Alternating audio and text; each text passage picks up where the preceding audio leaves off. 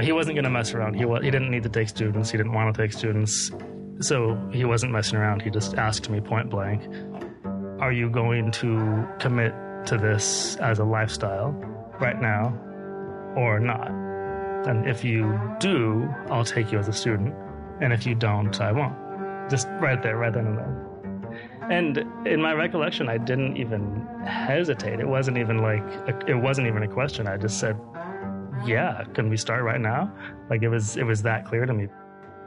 Today's guest has been on my list of people to interview for years. I'm Jason Heath. This is Contrabass Conversations, and we are talking today with Scott Dixon, who is a member of the Cleveland Orchestra bass section and also the chair of the strings department at the Cleveland Institute of Music, where he also teaches bass. And it was so great to sit down in person and chat with Scott. We have so many shared connections, as you'll hear in this conversation. And Scott has such a great path. I got to go check out the Cleveland Orchestra and hang out with some of the bass section after this conversation. And there's definitely going to be a round two. We just scratched the surface on so many great topics. You're going to hear about growing up in Idaho, finding a bass teacher that motivated him in Spokane, and his whole path through school to the New World Symphony, taking time off and kind of rebooting his bass playing. Very interesting at the New World Symphony. Decision that took a lot of courage for sure. And then Scott getting into the Cleveland Orchestra and what it's been like playing in that group, teaching at CIM. So many great topics. I know you're going to love this conversation.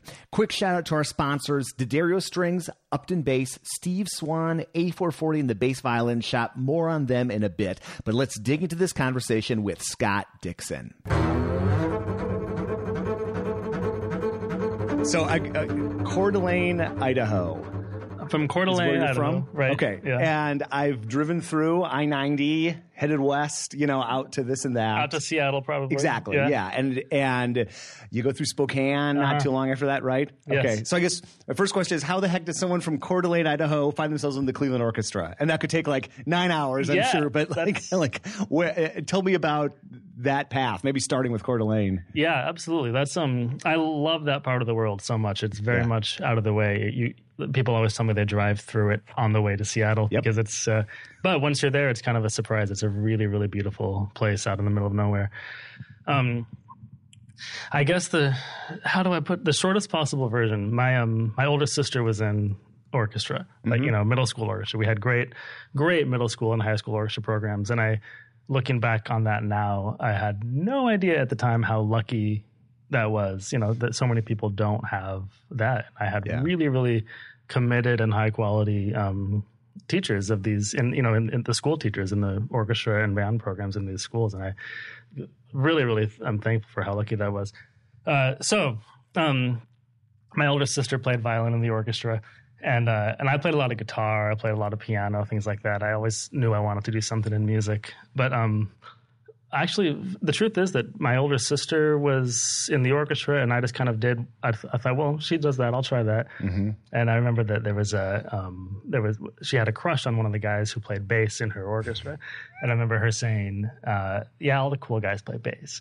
And I thought to myself, all right, I'll play the bass. But actually, no, I remember seeing one of the high school orchestra concerts, and I just was really kind of taken with this big, quiet instrument kind of way in the back, just kind of doing its thing with like a strong presence, but not calling out for attention. Like I was just I remember that very distinctly, kind of being drawn to that. Mm-hmm. So that's how I kind of first started to play the bass, but I never had lessons or anything. And then in high school, my sophomore year of high school, this is where, for me, the story gets really, really fascinating, and I get a little bit kind of choked up thinking about how lucky it was for me to have these opportunities. There was I'd heard of this famous bass player in Spokane, Washington.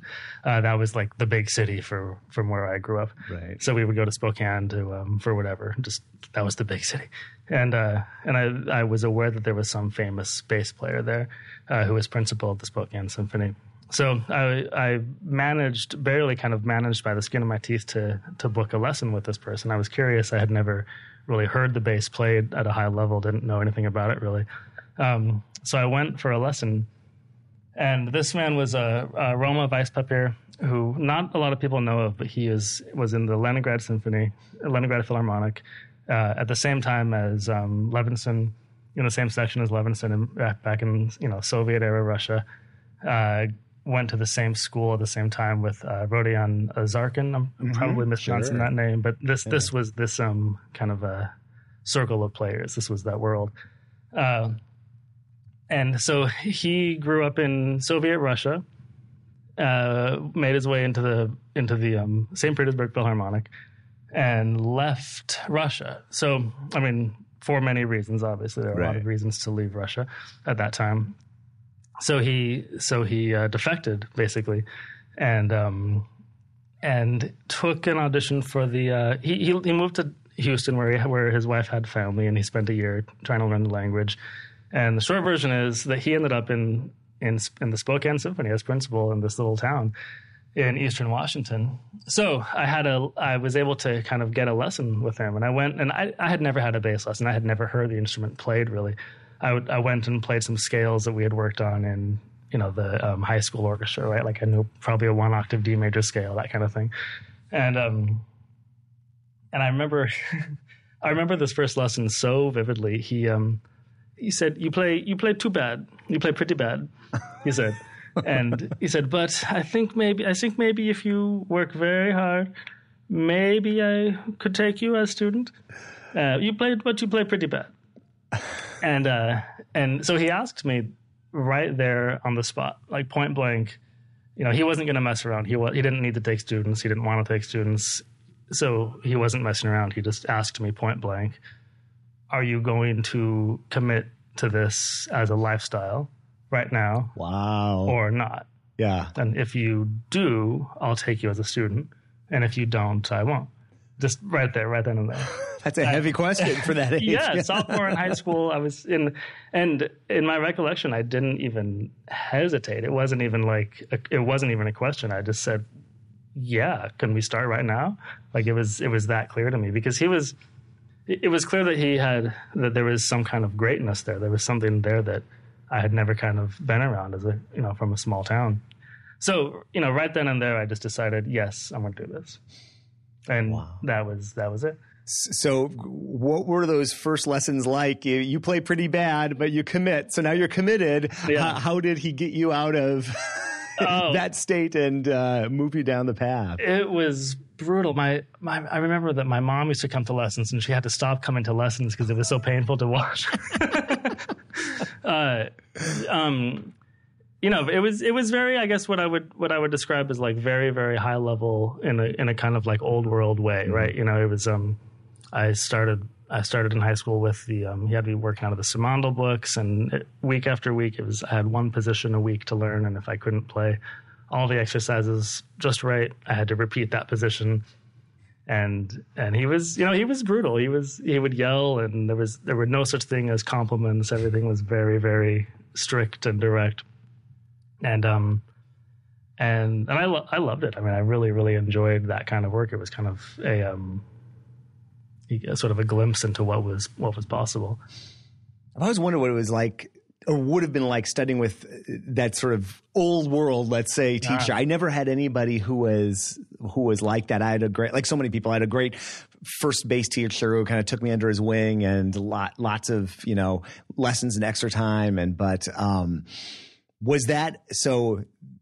Coeur d'Alene, going to Spokane, taking bass lessons sophomore year. Was that your musical world through the rest of high school? Or did you expand out of that? What did the rest of high school look like for you? Well, that was it. Once I started to get really serious about practicing the bass, I used to play a lot of guitar. I was in bands, and like that kind of went by the wayside. For the first time, I got a B for the first time. I was always really good in school. And once I started practicing the bass seriously, everything else kind of went by the wayside. Stopped playing baseball, stopped playing basketball. So yeah, I definitely just committed full on to it right then. So yeah, youth orchestra in Spokane. I would drive out to Spokane for the Spokane Youth Symphony and lessons once a week, and I was pretty committed. Yeah, and you knew this was the path. Yeah, something like what you're doing today, or like playing in an orchestra? That was what you were thinking? I mean, that's the world that you're probably experiencing in those lessons. Yeah, I mean, to be honest, I really didn't have any kind of idea of what the end game would be. I just thought, I'm going to take this as far as I possibly can. I want to do something in music, and here's this opportunity, and I'm going to take it as far as I possibly can. I didn't really know what the end game would be. To be honest, I didn't really, even through undergrad, I didn't necessarily like feel like I was going to be an orchestra player. It kind of just became clear that that's a really amazing way to have a life as a bass player. And well, that undergrad degree, and I think it's such an interesting time for development, for people. It's so cool to me teaching high school for a long time, and then also teaching at DePaul at the same time, and seeing people at that like 17, 18-year-old age, still in high school, and then 18, 19, and just how many changes happen. Yeah. And then where you go, obviously, and that musical experience. So, like, what was that search like for you? Did you know, like, boom, here's where I'm going, or what? Not really. I went for 2 years of college to Eastern Washington University, which is outside of Spokane, Washington, because I wanted to stay with him for longer. I had 2 years of undergrad at the state school there, and there came a point where he kind of just kicked me out. He just said, "Look, you've got to go somewhere else." I don't know if he just wanted to stop teaching or if he thought I needed to get out into the world. I don't know what the case was, but he said, "You need to go." So I didn't know anything. Like, I really just didn't know anything about the bass world, about music school. I just didn't know that much. My grandfather had spent some time in Ohio, and he, there at the Oberlin Conservatory, there are a lot of kind of elderly communities, and they are bused into concerts. And so I kind of grew up hearing about these concerts at the Oberlin Conservatory. So that was kind of the only other school I really knew about in a way. So I auditioned for Oberlin, and I went there and finished my undergrad there. I was there for 2.5 years. And for me, that was a really great experience because it was just kind of a culture shock to be in such a vibrant musical scene. I mean, I was playing I got bitten by the contemporary music bug and the early music bug and all these things. And so that was great for me. It's a good place to explore that. Yeah, absolutely. I remember Eighth Blackbird playing with them, and I know they're all Oberlin grads, came out of there. Obviously, tremendous Baroque scene, early music scene. Eighth Blackbird and Ice, and there's a lot of great stuff coming from there. Yeah. So you finish undergrad at Oberlin, and then what next? Did you know? Were you searching? Was it clear?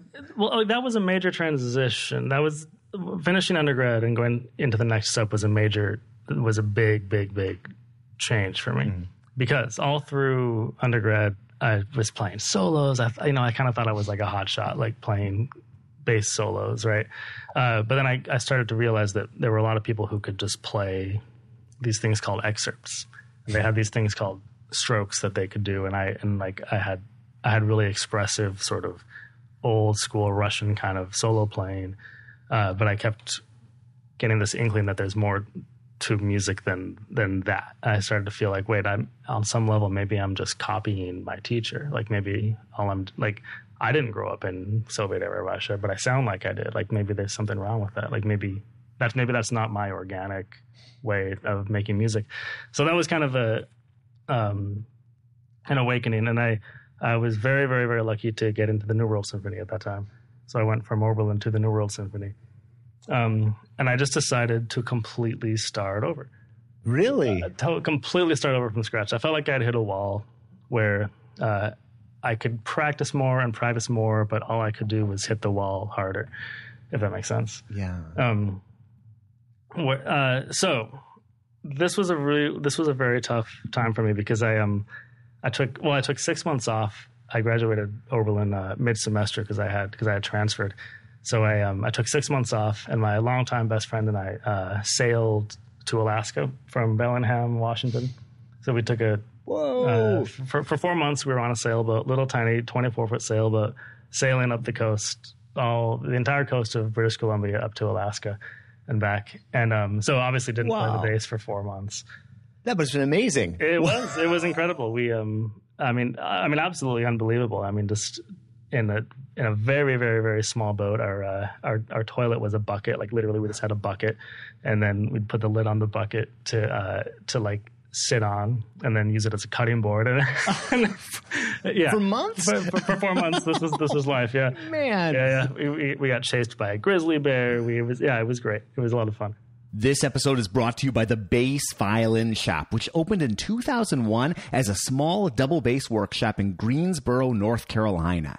Today, they're staffed by 3 full-time, highly skilled bass luthiers, and they specialize in double bass sales, rentals, setup, restoration, and repair. For nearly 20 years, they have satisfied thousands of clients by offering quality instruments, knowledgeable service, reliable repairs, and superior restorations at affordable prices. They recognize that traveling and flying with the bass can be a serious obstacle. That's why they now offer several options for the jet-setting bassist. Either rent their removable neck bass for a no-hassle, convenient way to take a bass in a small package, or convert your bass to a removable neck and never be without your companion for those important performances. Purchase their Lemur Music Liberty Bell Flyaway. This package includes an airline-friendly custom travel case, and in minutes you can disassemble the bass and you're ready to go. Contact them to chat about options and find the one that best fits you. For more information and current inventory, visit their website at bassviolinshop.com and be sure to follow them on Facebook and Instagram. This episode is brought to you by D'Addario Strings. Our friends at D'Addario want to help listeners change their strings safely and efficiently, and they have a few tricks to help you achieve that. What happens if strings aren't quite the right size for your instrument? For instance, if you play a 5/8 bass, when strings are slightly too large for an instrument, the tension will be lower. And when strings are slightly too high for an instrument, the tension will be higher. Learn more at orchestral.daddario.com. And thank you so much for sponsoring the podcast. This episode is brought to you by Steve Swan String Bass. Steve has been active in the bass world and also the guitar world for years. Here's a bit from our live podcast taping with Steve on how he got into that business. Guitars and basses. Guitars and basses. Okay, how did that happen? They're both helper instruments. I've always played the rhythm guitar, quite often with bass lines moving, either in swing style, jazz style, or country style. Bass is the same thing, supporting the band, the group of people you're playing with. So I've always felt like I was a support person. I love how Steve describes being a support person, and he is certainly that for the bass community here on the West Coast, here in the San Francisco Bay Area. His shop is located just south of San Francisco, and he has a large retail showroom with about 70 basses on display. And these basses are professional, top-of-the-line basses. These basses are student-level basses and everything in between. They're beautifully set up. So if you're looking for a bass or you know someone who is, be sure to check out Steve at steveswanstringbass.com. Thank you so much for supporting the podcast, Steve. What does a hard reset of one's bass playing look like after finishing an undergrad degree, getting into New World, because I think a lot of people experience that hitting a wall kind of thing, and probably many people listening. Is it like what did that process look like for you? I mean, I'm not gonna lie, it was intensely difficult. I was playing well enough to get into the World Symphony right out of undergrad, and so things were on one hand going well, but on the other hand, like I said, I just felt like I had hit a wall, and I didn't know how to get through it, around it, over it, whatever. I was able to kind of take a deep breath because I knew that I had 3 years to sort through things, and so that was it's very fortunate to just be able to have that kind of space to take a breather and kind of take inventory of everything. It was very hard because I didn't know what I needed to do, but I knew I needed to do something drastically different.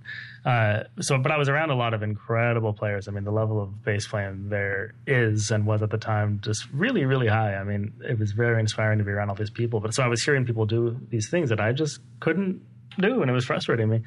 So I was very, very fortunate. I got into Aspen. So I had a 3-year fellowship to Aspen, and And I studied with Al Laszlo, and that was a very, very fortunate thing for me. He was enormously helpful in kind of starting to rebuild sound production and rebuild thoughts about movement and how to transfer energy and movement into sound. It was kind of lessons with him were kind of about that.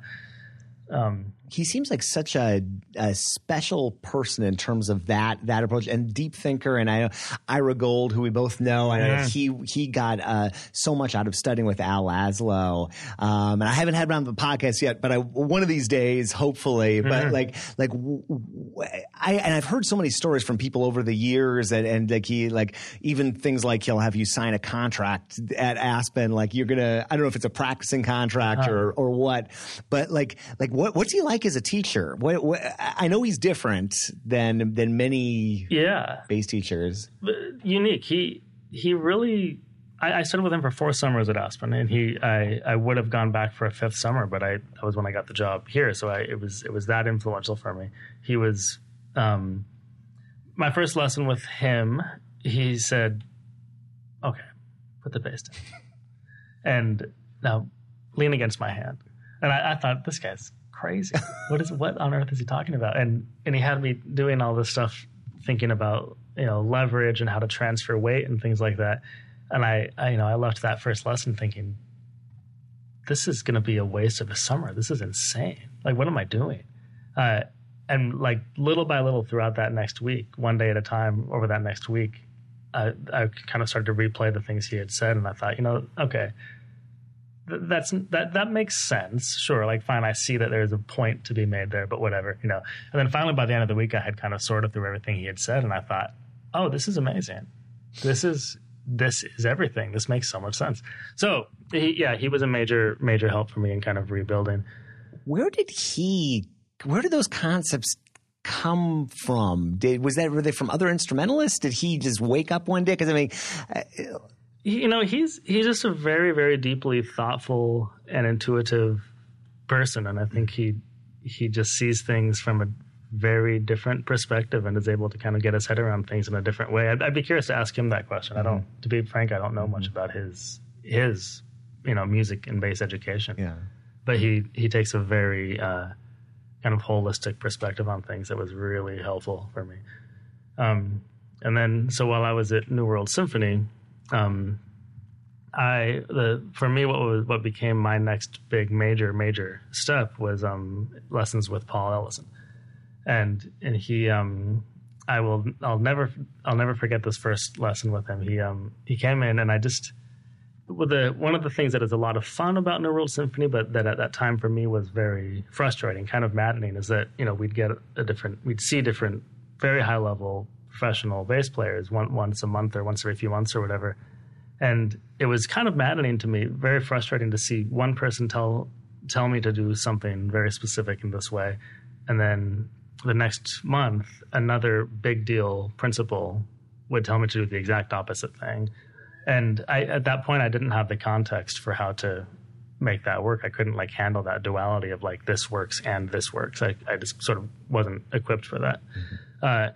And then in my first lesson with Paul Ellison, it just felt very clear to me that he wasn't telling me to do anything because it's what he does. It was try this because of the pedagogy that goes back from decades and centuries of string playing, and just be open to trying this. And it felt kind of quantitatively different to me at lessons with him, if that makes sense. Yeah. And I remember in my very first lesson with him, I just said, Paul, I feel like I have a really kind of embarrassing question. I don't know how to ask this, but I don't know how to hold the bow. and I expected him to be mad, what do you mean? What kind of stupid question is that? Why don't you know how to hold the bow at your age? And he kind of looked at me and smiled and said, wonderful. Now we can talk. And I could see that conversation. Yeah. I got a chance to watch Paul teach for about 5 or 6 hours at the Suzuki convention. Yeah. And I mean, it doesn't matter what level it is, but it's so, and I've seen him do this before. And every time I come away from a Paul encounter, I feel like I'm playing my bass better and I'm teaching better. And every time again, I've had any time with Paul, I come up with, there's some concept that totally changes the way I approach something in the bass, like fundamentally forever. Yes. And so, wow, what an influence. But I mean, that's actually, I could see him not being surprised by that question at all, because there's so many levels and layers to that. Yeah, it was so freeing to have him kind of, it was almost like his face brightened up, like, finally a legitimate question. How do you hold the bow? So that was a lot of fun. And then so I did 4 summers at Aspen with Al Laszlo, and then I went for a master's degree with Paul at Rice. And so that was that path for me. Who was in your cohort at Rice? Any given year you pick, in the last few decades, it's like a who's who in bass playing. I know. I look back and I think about how much fun we had and how high the level was. My era at Rice was, Kristen Bruria, who's now principal in Minneapolis, Charlie Nillis, who's in the National Symphony now, Ted Merritt, who's in Utah, Sean Conley, who's an enormously high-level player in New York. It was a good scene. There's so much you learn from your fellow students, because even when with your weekly lesson and rep class and studio class, setups like CIM, that have that, you're spending way more time with your colleagues, your studio mates, and how many of those informal conversations lead to discoveries. I'm sure that was your experience at Rice. Absolutely, the environment was incredible. I mean, we'd sneak into the hall, and groups of 2 or 3 of us would play excerpts on stage until midnight when we got kicked out, and then we'd go to the bar and drink cheap beer and talk about excerpts. Yep. So I know that setup. Yeah, it was great. It was a really, really, really wonderful time. Yeah. When were you taking auditions while you were at New World, professional auditions, or were you just really thinking of that as a rebuilding time? It was a rebuilding time. In my last year at Oberlin, I auditioned. I advanced in an audition for the Cleveland Orchestra, and frankly, it was probably a fluke. I think I played like a really probably like flashy, impressive concerto movement or whatever, or Bach or something, and then once I got to the excerpts, it was clear that I was kind of an imposter, I think. So I kind of had it in my head that I was like, yeah, I should be taking big auditions. I'm advancing. And I took a handful while I was in the World Symphony and just did absolutely horribly in all of them. So I finally, that kind of confirmed that it was time to regroup and start over and start from scratch. So I didn't really do auditions while I was at New World. And then in my very last semester at Rice, I got back out onto the audition scene. My plan for myself in my master's degree was first semester, totally start from scratch. Second semester, start to kind of put it together into music. Third semester, get some audition rep ready. And fourth semester, go take auditions. So it was a good place to be doing that. It seems like such a smart, if you have the courage to delay that phase of life, which is the opposite of what I was such a knucklehead about. I think I started taking auditions like sophomore year of college, thinking like, this is what you do. You try to, and I think I look at people that waited until maybe the time was right or the learning, and I think in many other our other string instruments, they do tend to delay longer. Like I don't think violinists are out necessarily. I mean, I could be wrong, but that's something that like there's so much just to learn about music, but then also the bass and approaching the bass and the physicality of it, and so I. You hear people say, I won my 28th audition or my 30th audition. Yeah, but I just sometimes wonder about the wisdom in that approach versus like having some sort of gestation period, going to things like Aspen or Domain. I don't know if I have a question. I'm just I agree totally. That was my process, my thought. I just said, okay, I'm gonna take as long as this takes to get my plane where I want it to be. And I was fortunate to have an infrastructure that would allow that. I wasn't having to work. With New World Symphony and then master's degree. That was 5 years of getting to practice. I mean, I was 28 when I got back out on the audition scene. When you did get back out on the audition scene, and this is the sort of thing people love to hear about from people who are in orchestras like the Cleveland Orchestra, but like what did that process look like for you? How many auditions did you take when you got back out before Cleveland? When I got back out onto the audition scene, I took 3 auditions while I was at Rice. Yeah, advanced in a San Diego Symphony audition, and a couple of my good friends won those jobs, so that's always fun. And then principal of Buffalo Philharmonic, and then Cleveland. Were they how far apart were they spaced generally? I mean, were they all the same year or a few months? They were all within a couple of months of each other in my last year there. And then the Cleveland one was the third of those. Yeah. So in terms of your process of just like handling the audition experience and the list and tapering or not tapering and visualization, all that stuff. Did your process, I mean, those are pretty close, so maybe your process was the same. Did it evolve at all between those 3 auditions? That's a good question. At that time, I felt like I was really struggling just to get things up to a decent level. Like I was, when you're in that kind of period where sometimes things work really well and sometimes you feel like you wouldn't get into a youth orchestra. Yeah. You know what I mean? Like it was that kind of a period where it felt very kind of hit or miss. And I remember it was my lesson before the Cleveland Orchestra audition. And I walked in and told Paul, I can't, I'm not going to go to this audition. I'm just not ready. It's going to be, and I was actually so worried that if I went, I would play so badly that I would get like blacklisted from future auditions, right? That they wouldn't invite me back to the next audition. So I thought I should just not even go. And Paul looked at me with those jowls and said, "Scott, you're going to this audition." And so he was right. He was right, and it was that kind of state where one day it feels like an absolute disaster, and the next day it feels okay. Not the greatest state to be in for taking auditions, but it's how is the time it takes sometimes, or how it goes, or what either.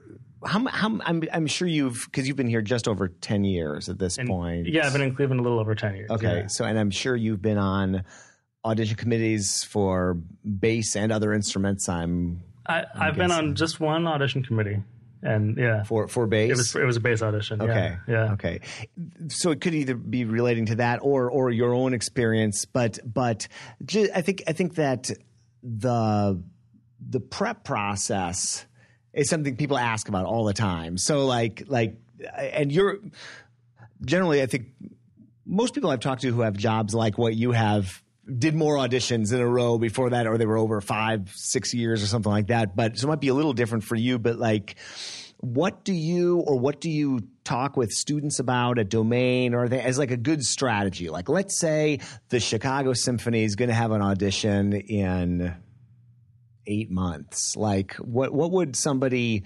who's at a level where they should be taking an audition like that, or they, it's something they should be considering? Like, what should they start figuring out? Should they start spending 6 hours a day on Beethoven 5? Should they be doing visualization? Like what do you envision as a process that you've seen work? Just like a long-term process. Yeah, it's a huge question, and I really do think that it's very different for everybody. I've had a lot of friends and colleagues who are very, very organized and systematic, and they have their lists down to a T, and they know exactly what they're practicing that day. I've always been a fairly disorganized practicer, and so that's something I'm having to kind of work with to learn to improve now, because the reality is that there's just not that much time to practice. So so I was never terribly organized about my audition practicing. I was the type who would just go into the practice room and hit the hardest thing. Like that, I guess that was my system, as I would just have in my head what is the thing I'm the most afraid of on this list, and I would go straight to that. And I would address the technical demands of that thing in a scale routine. I guess, I mean, I say I wasn't an organized practicer. I think I wasn't writing things down or anything, but I would always have kind of a mental checklist of the things that are the scariest. Yeah. And then I would go straight to that. And I think that's a kind of a mistake that I do see a lot of students making, is they kind of shy away from the things that are difficult. So, being honest about looking those weaknesses in the face and saying, all right, let's make friends. I like that. How did recording play into the process, either for you, or how do you use recording with students, or what are your thoughts on just incorporating that tool? Yeah, it is enormously valuable. When I was taking auditions, or now when I'm preparing a recital or something, I record incessantly. I mean, when I was taking auditions, I would every single day I would sneak into the hall, put my my mini disc recorder at the time out in the hall, and run the list and just run it down cold, no stopping, no fixing. And I would sit there and listen, and then I would go back into the electronic music lab with these really great speakers, and I would crank up the volume and turn off the lights and just listen to this sound and sit there and just kind of hate myself. So I would listen, and I would clap along for the rhythm. I would conduct along for the music. I would sing along for pitch. And anything that didn't sound like something that I would want to hire, I would go back and work on. For me, the image in my head was always Yo-Yo Ma, because he's the sound that, like, everybody can kind of agree on Yo-Yo Ma.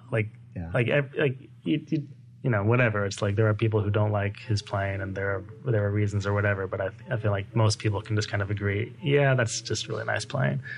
I used to use Yo-Yo Ma recordings teaching as just like an example of amazing vibrato. Yeah.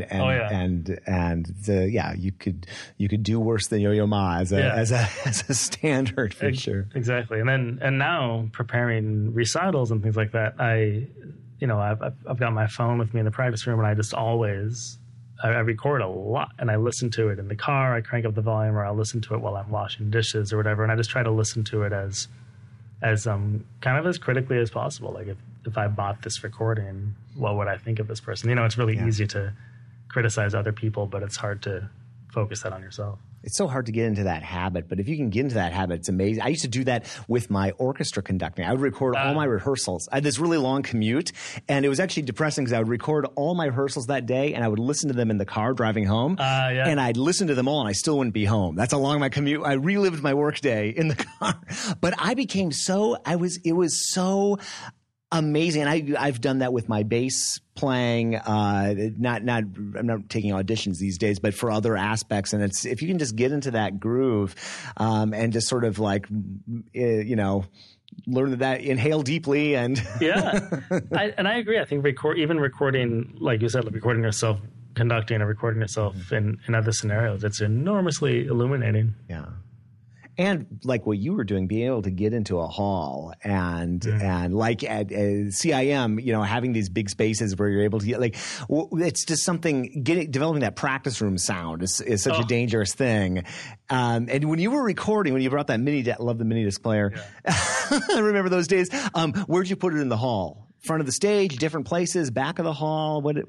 I would always put it wherever the sound was the mushiest and the garbliest, because I wanted to have to sell it in the worst spot. How is it that Upton Bass came to design a bass for Gary Carr? Well, it all started with an email. Here's Eric and Gary from Upton Bass on how this happened. Gary was at kind of the forefront of ergonomics in commissioning different bass makers to make ergonomic models to his playing style. And he basically replied. He said, yeah, but here's what I'm looking for. I want something, that's this, and this. He sent us sketches. And by the way, I want it affordable that anyone going to my Carr camp could afford it. This model has become so popular, and Gary Carr even played it for the 50th anniversary International Society of Bassists convention. He was the opening, he gave the keynote speech, and he played 2 beautiful selections on his Upton bass, his Carr model Upton bass. Learn more at uptonbass.com, and thank you so much for sponsoring the podcast. This episode is brought to you by the A440 Violin Shop. It's located just down the street from Wrigley Field in beautiful Chicago on the north side, just off the Brown line. I have been going there my entire adult life, and they have been fantastic, both for repairs. I've had cracks repaired. I've had seams glued. I've had all sorts of students go to A440 to get instruments, to get bows. They're available with a smile, do wonderful work, and definitely check them out if you are in the Midwest. A440violinshop.com, and thanks for sponsoring the podcast. How do you think that changed your playing, listening to, because I think if we're in a little practice room and we think we're making such details and we're being a TV or a movie actor, right? Right. And then we get into that stage actor thing. Like, do you remember what you noticed about your playing? What were some of the first things that you started to change? Yeah, that's a great analogy, the movie actor versus stage actor thing. You know Mary Javian, yeah, right? Yeah, that's great because we just had her here, and we just had her here at CIM, and she did a fantastic masterclass, and she made that analogy, and it's an analogy that I always say to my students here, especially in the hall, that I always say you have to put stage makeup on all those gestures, right? It's like the bass can sound to other instrumentalists, the bass sounds like it's being run through a compressor, right? Where the highs are not that high and the lows are not that low, and the articulations are all round. And so I learned from recording in the hall, I learned that you really have to differentiate and exaggerate, put stage makeup on all the gestures. And then you also the difference between playing in a big hall and playing in a practice room.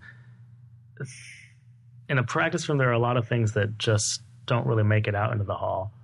And in the hall, there are a lot of things that you just don't notice in the practice room. So, yeah, it is really lucky here at CIM that we have the rep class and studio class in the orchestra hall, because it's a completely different sound. When we talk about intonation a lot, when you're when your sound is hanging in the air, you're kind of creating a duet with yourself, right? In a practice room, it's just one note followed by another note. But in the hall, you're creating stacks of pitches, and you have to tune that differently. That's really interesting to think about it that way. Yeah. That's exactly what's happening, though. Yeah. Yeah, so you're playing chords and duets with yourself. And then I always try to have students kind of listen to the sound that's coming back from the hall. It's almost like a duet between you and the sound that's coming back to you. So that there's kind of a feedback loop between. It's not just sound out, go on to the next thing. It's sound out, listen to the way it sounds coming back to you, react to it, respond, play a duet with your own sound, and then go on. So I caught the end of one of Scott's classes, and the student was playing some excerpts, and I believe sitting. And I just caught the end of the conversation, but it sounded like it was a sitting, standing conversation. I know that you at least sometimes stand with the angle end pen, right? And I'm not sure what you do in the orchestra. I'll find out tonight. But and that's a huge topic. But like standing, sitting, with the idea of auditioning in mind. I've talked to several people who think about the idea of like almost the stool. It's kind of like a nice setup for excerpts, even if you are a standing player. What have your experiences been, either personally or with students, just on that thorny topic? Well, yeah, no, it's a great topic to talk about. I would say this: I have tried everything. Okay, like in that process of starting over, not once.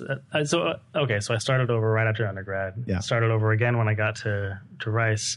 And frankly, I started over again when I got to the Cleveland Orchestra, because it was like, okay, I've got these years and years and years worth of information from other people, and now I get to kind of synthesize that for myself. Yeah. So I started over again, and then this is skipping a lot, but I started over again in a way when I started teaching at Domain, because David Moore just kind of blew my mind with all of his with his left hand organization. Yeah. So I'm very much in the habit of just throwing everything out the window and starting from scratch. And it can be a kind of difficult, painful process, but I feel like it can yield good results as long as you're okay with the long-term process.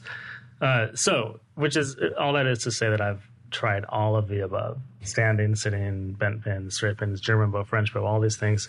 And I'm standing with the bent pin in the orchestra. I do 90% of my playing standing with the bent pin. Ira Gold's doing the same thing. Yeah, I think he's still doing that in National Symphony. Yeah, Ira does, and I know that David Allen Moore does. Yeah. But then every once in a while, maybe I'll borrow a bass, or I'll be playing somebody else's bass or something, and I have to sit. And I always kind of welcome that too. It's always kind of a reminder of what is great about that. Mm-hmm. So sure, I mean, I guess the standard philosophy is that excerpts feel better sitting and solos feel better standing. But for me, there's just a freedom and flexibility between you and the instrument when I stand that I kind of miss sitting. Like I do enjoy playing sitting in the orchestra. It's okay, but I feel I have less back pain. I feel like I have a more kind of fluid, facile connection to the instrument. Something that Dennis Whitaker, Houston Grand Opera principal bassist, he and I were talking about this topic because he stands in the pit with an angled pin. Mm-hmm. But he says because he finds if he sits on the stool for long hours, the back pain starts to happen. Sure. He says, though, if it's something like Salome, an opera that length, he will sit down sometimes because he does kind of like that or like a Beethoven 5 on a concert or something like that. Mm-hmm. But it's an interesting thing to explore. And Ira Gold was sharing a story with me. I forget what the piece was. It was maybe Mahler's Third Symphony or something, but he was playing and he realized partway through that the only two people standing at this entire group the whole time through were the conductor and him. Yeah. There is something very kind of viscerally satisfying about standing up to play. Yeah. And another thing that I find is that they really inform each other in a way that is necessary. I do kind of encourage all my students to try these other things. Like I don't think there's not much good that can come from kind of blindly insisting upon doing one thing. That's usually a dead end. It usually gets into a rut.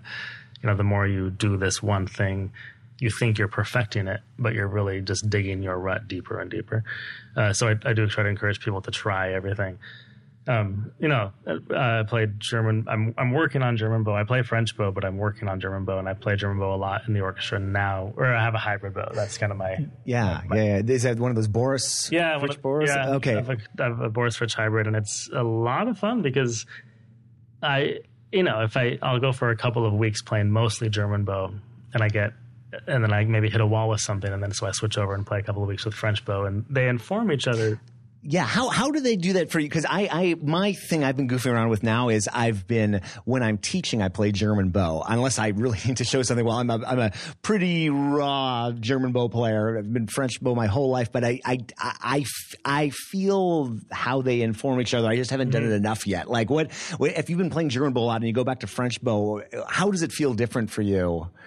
Well, there are things that are, I guess I think of as kind of native to one or the other, right? So for German bow, most French bow players can grab a German bow and just draw a rich, big, full sound all the way to the tip of the bow.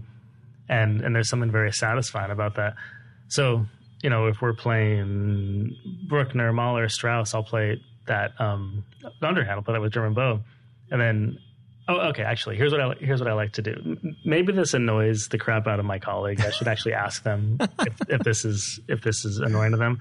But what I really like to do is to do the whole rehearsal cycle with one bow, and then switch for the concert, because then I can try to get this. This is not good advice. Don't do this. I'm not saying like right. One should do this, but so then all of a sudden I'm trying to make the same sounds that I made all week, but with the other hold.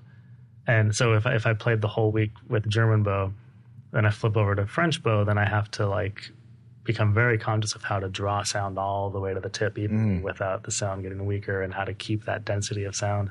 Or if I've played the whole week French bow, then all of a sudden I flip over to German book with the concert. I have to, it has taught me how to make crisper articulations and how to make crisper attacks and cleaner short notes and things like that. Interesting. Yeah. Probably drives my colleagues crazy. That's the great thing about the hybrid bow and just being able to do that. Yeah, those are great. Those are great bows. Yeah. How do you think playing in the Cleveland Orchestra changed you those first couple of years? I mean, you've been doing it for a while now, but it's probably still changing you. But, you know, get into an orchestra, any full-time orchestra, but an orchestra like that. I mean, I think of Cleveland Orchestra, I think of a Ferrari or something, you know, just in terms of the sound and what did that do to you those first months and even years? Well, it was a huge honor. You know, I have always loved those recordings, and I've always loved that kind of that sort of the glory days of those American orchestras when there was like George Zell in Cleveland, and you had Ormandy in Philly, and you had, you know, Reiner in Chicago, and I've always kind of admired those old recordings, and so to walk into Severance Hall and be on that stage with where all those people have been, and the sound is still there. I mean, Kurt Mazur, in the last time he conducted here before he passed away, he had this kind of almost sentimental moment, and he said, you know, I'm so envious of George Zell because he's still alive. He's right here. Like, I can hear him.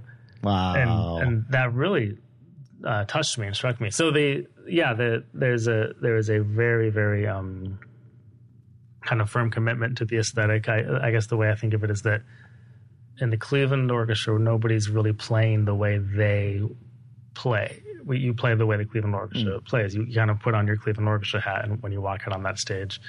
And but I do feel very personally lucky because that aesthetic kind of feels natural to me. I feel like I get to play the way I want to play, and it's still kind of I remember my first rehearsal my first rehearsal was the Prokofiev Fifth Symphony, and these very subtle, you know, articulation markings would go by, like an accent followed by a wedge, followed by an accent with a line, you know, something like that. And I remember trying to do those things, and everybody else was doing those things, and I just thought, oh, this okay, yeah. I'm not. Everybody's also trying to do the same things I'm trying to do. Next level, yeah. That's cool. That's fun. Yeah. Well, speaking of Severance Hall, I know my watch just said Cleveland Orchestra concert in 30 minutes. So I know we need to wrap this up, and we got to do a round two at some point because I'd love to go through and ask your thoughts on excerpts or domain. There's so much, but maybe we have time for one more. My traditional last question, which is go back in time, talk to Scott Dixon, 18 years old or somewhere thereabouts, and give him some advice from chair of the strings department at CIM, Cleveland Orchestra member. You've performed all over the world for years, probably doing things that you could never have imagined at that age. But what advice would you give young Scott? Oh man, that's such a tough one. Let's see. I think that here's one thing I observe. I think that people often, and myself at that age, and probably still, kind of struggle with kind of self-honesty, like taking a very, very honest and, you know, critical, but still sort of like kind and just objective assessment of what you're doing. Like, how are you doing with this? Where do you stand with this? And I guess that's advice that I would like to give to students, is to take a very honest assessment. Scott, this is a pleasure. Well, thank you so much for being here. I'm so glad you're here in Cleveland and coming to the concert today. I know. Yeah, well, let's definitely do this again. Yes, absolutely.